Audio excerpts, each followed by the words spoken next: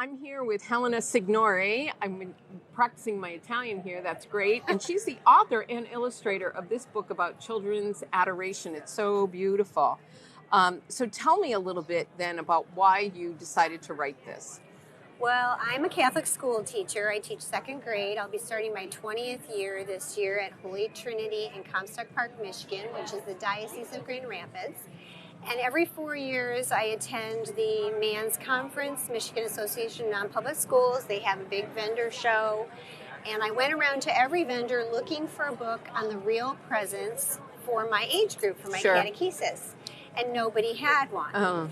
So I ended up at the last booth, Daughters of St. Paul, and a nun in habit turned around, and my name is Helena, and her name tag said sister. I thought, Helena, she pronounces it Helena.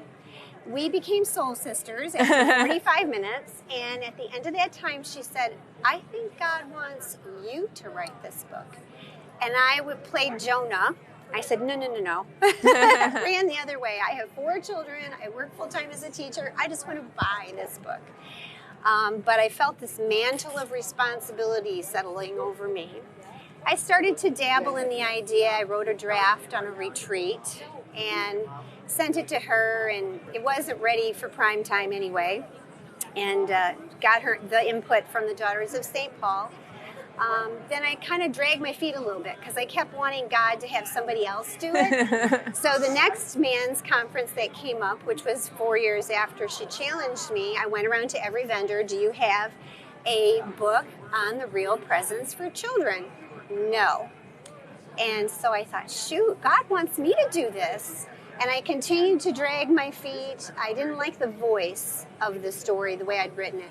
As a second grade teacher, I love when I engage the children. Sure.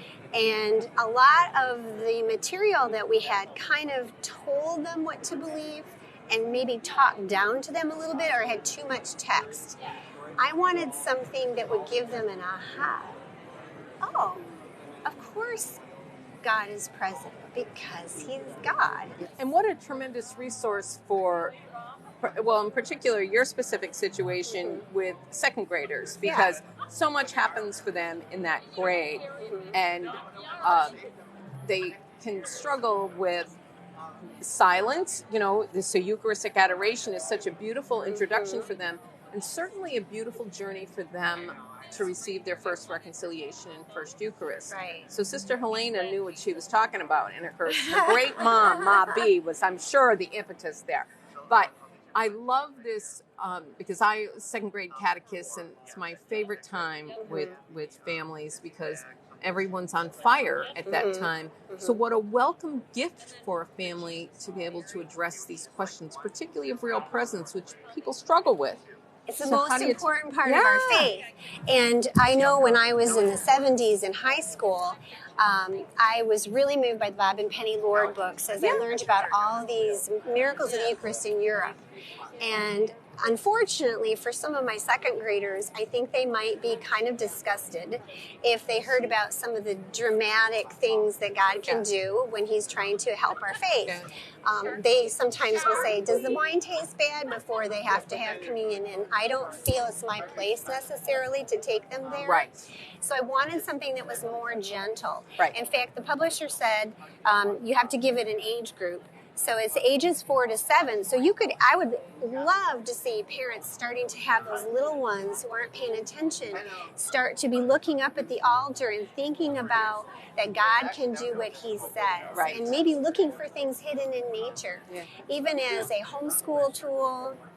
I had one mom said when her daughter got it that she slept with it under her pillow before her first communion, because it was her favorite book, because her heart was getting ready, and she just felt close to God through reading this.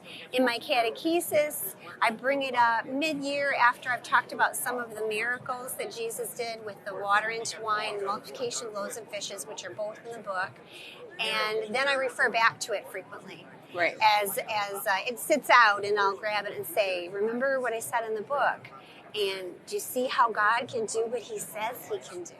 It's beautiful. So we can follow you on Facebook. That's correct. And how can families order a copy of the book for maybe a first communicant? The book is available on Amazon, and sometimes it's on sale.